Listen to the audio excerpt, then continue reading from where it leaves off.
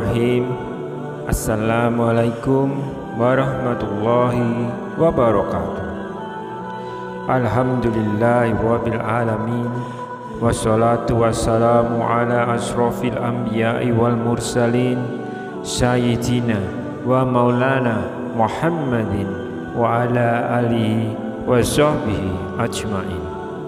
Syukur alhamdulillah kita masih dipertemukan kembali di channel ini. Semoga perjumpaan kita ini akan dicatat sebagai amal ibadah dan diberkahi Allah Subhanahu wa ta'ala. Sholawat dan salam selalu dan tetap tercurahkan kepada junjungan kita Nabi besar Muhammad sallallahu alaihi wasallam. Allahumma sholli ala Sayyidina Muhammad wa ala ali Sayyidina Muhammad. Doa saya kepada sahabat semua yang sedang menonton video ini, semoga Allah Subhanahu wa ta'ala selalu memberikan kesehatan lahir maupun batin, dilapangkan rezekinya, dan dimudahkan dalam segala urusan. Amin ya rabbal alamin. Sahabat beriman yang dirahmati Allah, ayat kursi atau surat Al-Baqarah ayat 255 merupakan bagian Al-Quran yang sangat spesial. Nabi Muhammad SAW pernah mengatakan bahwa ayat ini merupakan ayat yang paling penting di dalam Al-Quran.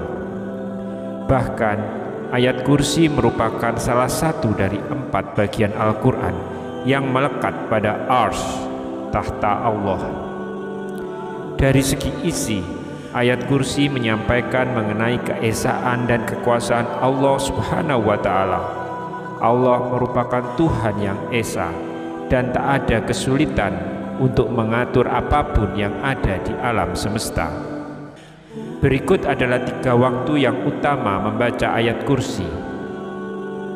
Namun sebelum lanjut, ringankan tangan saudara-saudaraku semua untuk ikut menyebarkan syiar Islam dengan cara klik tombol subscribe, like, dan juga share video ini sehingga dapat menjangkau lebih banyak umat yang membutuhkan.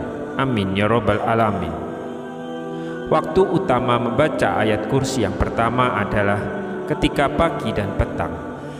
Mengenai orang yang membaca ayat kursi di pagi dan petang hari, dari Ubay bin Ka'ab, Nabi Shallallahu alaihi wasallam bersabda, siapa yang membacanya ketika petang, maka ia akan dilindungi oleh Allah dari berbagai gangguan hingga pagi. Siapa yang membacanya ketika pagi, maka ia akan dilindungi hingga petang. Hadis riwayat Al-Hakim. Waktu utama membaca ayat kursi yang kedua adalah sebelum tidur. Hal ini dapat dilihat dari pengaduan Abu Hurairah pada Rasulullah Shallallahu alaihi wasallam tentang seseorang yang mengajarkan padanya ayat kursi. Abu Hurairah menjawab, "Wahai Rasulullah," ia mengaku bahwa ia mengajarkan suatu kalimat yang Allah beri manfaat padaku jika membacanya, sehingga aku pun melepaskan dirinya. Nabi Shallallahu alaihi wasallam bertanya, "Apa kalimat tersebut?" Abu Hurairah menjawab, ia mengatakan padaku, jika aku hendak pergi tidur di ranjang, hendaklah membaca ayat kursi hingga selesai, yaitu bacaan Allahu la ilaha illa huwal hayyul qayyum. Lalu ia mengatakan padaku bahwa Allah akan senantiasa menjagaku dan setan pun tidak akan mendekatimu hingga pagi hari. Dan para sahabat lebih semangat dalam melakukan kebaikan. Nabi SAW pun bersabda, adapun dia kala itu berkata benar, namun asalnya dia pendusta. Engkau tahu siapa yang bercakap denganmu sampai 3 malam itu, wahai Abu Hurairah? Tidak, jawab Abu Hurairah. Nabi SAW berkata, dia adalah setan. Hadis riwayat Bukhari nomor 2311. Waktu utama membaca ayat kursi yang ketiga adalah setelah sholat 5 waktu. Dari Abu Umamah radhiyallahu an, dia berkata, bahwa Rasulullah SAW bersabda, siapa membaca ayat kursi setiap selesai sholat, tidak ada yang menghalanginya masuk surga selain kematian. Hadis riwayat An-Nasa'i. Hadis ini dinyatakan sahih oleh Ibnu Hibban sebagaimana disebut oleh Ibnu Hajar dalam Bulughul Maram. Maksudnya, tidak ada yang menghalanginya masuk surga ketika mati. Intinya, ayat kursi punya keutamaan yang luar biasa sebagaimana disebutkan dalam hadis berikut. Dari Ubay bin Ka'ab, ia berkata bahwa Rasulullah SAW bersabda, wahai Abul Munzir, ayat apa dari kitab Allah yang ada bersamamu yang paling agung? Aku menjawab, Allahu la ilaha illa huwal hayyul qayyum.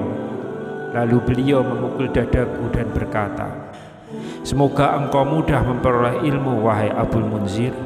Hadis riwayat Muslim nomor 810. Al-Qadi Iyad mengatakan, hadis ini adalah dalil akan bolehnya mengutamakan sebagian Al-Quran dari lainnya dan mengutamakannya dari selain kitab-kitab Allah. Maknanya adalah pahala membacanya begitu besar. Itulah makna hadis. Apa sebab ayat kursi lebih agung?